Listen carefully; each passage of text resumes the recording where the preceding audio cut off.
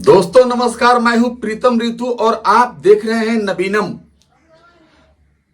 आज बिहार की राजनीति की बात करते हुए सबसे पहले राष्ट्र कवि जो बिहार के थे दिनकर जी की एक लाइन याद आ रही है, मैं आपको बता देता हूं।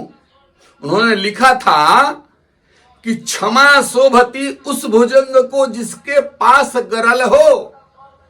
क्षमा शोभती उस भुजंग को जिसके पास गरल हो, उसको क्या जो दंतहीन विषरहित विनित सरल हो।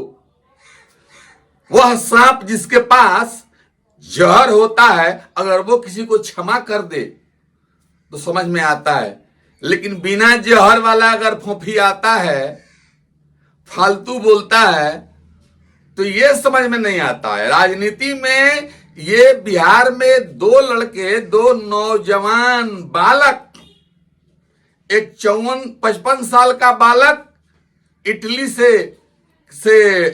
आया हुआ और एक लालू यादव का बालक, दोनों बालकों ने जो उत्पात मचाया, मोदी जी के मां को गाली तक दिलवाया। अब तेजस्वी यादव सब काम छोड़ करके रील बनाने पर भिड़ गया है। नया एक तो डांस फिर किया है, डांस का वीडियो उसका फिर एक नया आया है, देख लीजिए। Sorry, it's DJ.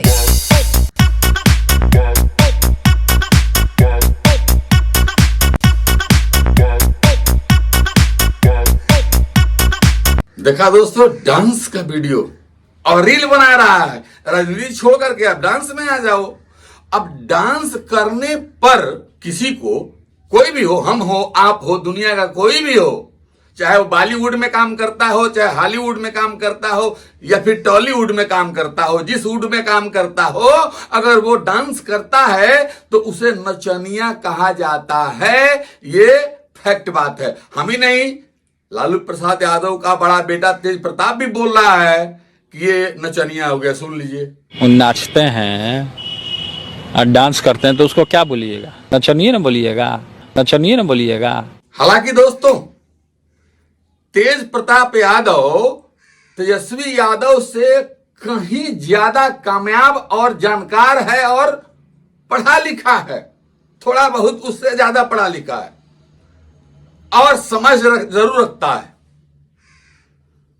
एक बार वो बोला था तेजस्वी यादव से कि जैसा भोजन वैसा मन बन जाता है। देखिए, धार्मिक ज्ञान दिया, धार्मिक बात बोला कि जैसा भोजन करोगे वैसा ही मन बनता है। मांस मछली मदिरा खाने पीने से मन गंदा हो जाता है और आदमी अशुद्ध काम करने लगता है और गलत रास्ते पर चला जाता है, जिससे उसका नाश तय हो जाता है। हालांकि इस बात को समझाने पर तेजस्वी भड़क गए और बोला कि देखिए क्या बोला। हालांकि मैं नहीं, खुद आप तेज प्रताप यादव का वीडियो देखिए। हम उसको समझाएं कि मांस मछली नहीं खाना चाहिए, चलो मेरे साथ वृंदावन। मानी उन्होंने बोला हमको कि भाई तुम्हारा जो काम है तुम करो ना, क्यों हम डिस्टर्ब करते हो।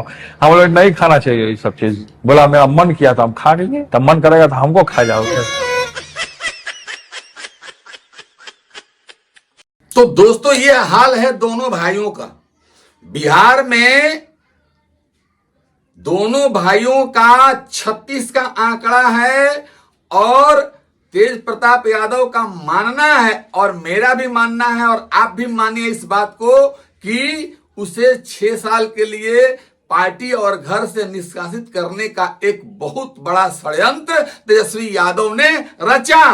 तब लालू प्रसाद यादव ने इतना बड़ा कदम लिया।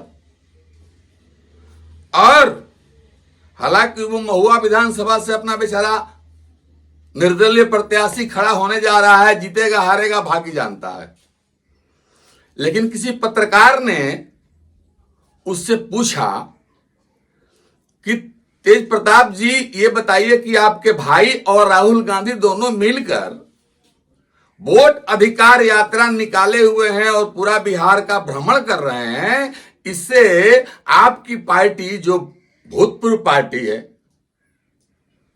तो पार्टी आपकी ही, राजद, भले आप उससे निष्कासित हो गए हैं, लेकिन क्या इस यात्रा से बिहार में वोट का समीकरण बदल सकता है?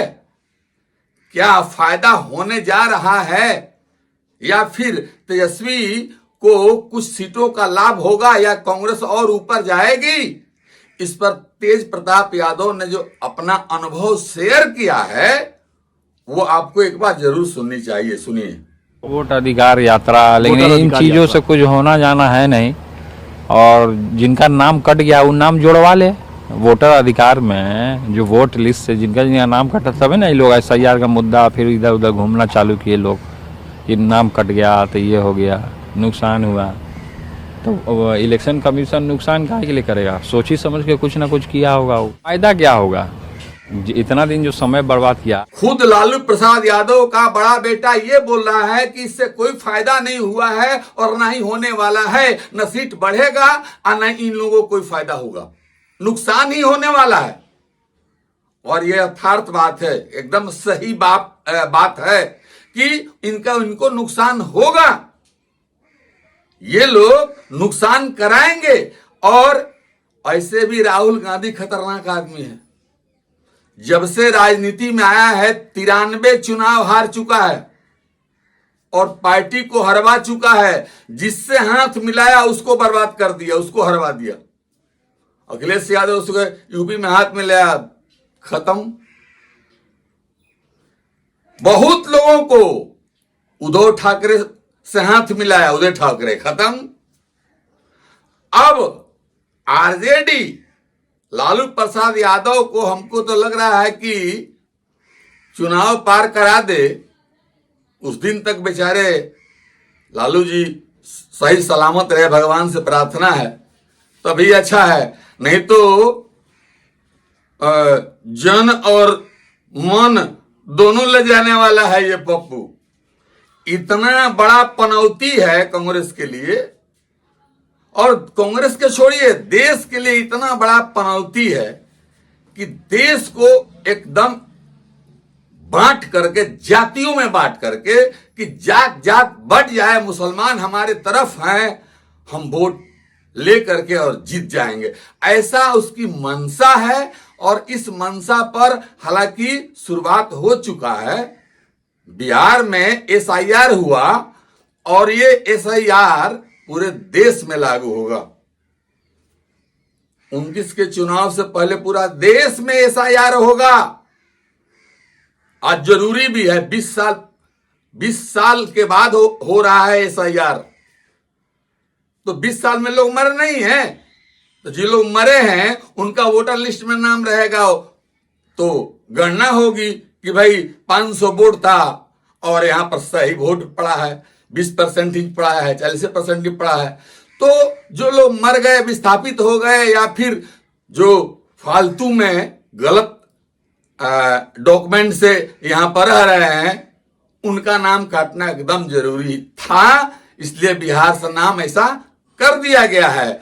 अब देखिए ये लोग हारने जा रहे हैं। और मैं आपको जाते जाते दोस्तों एक न्यूज सुनाता हूं कि 20 नवंबर के पहले चुनाव और रिजल्ट दोनों हो जाएगा।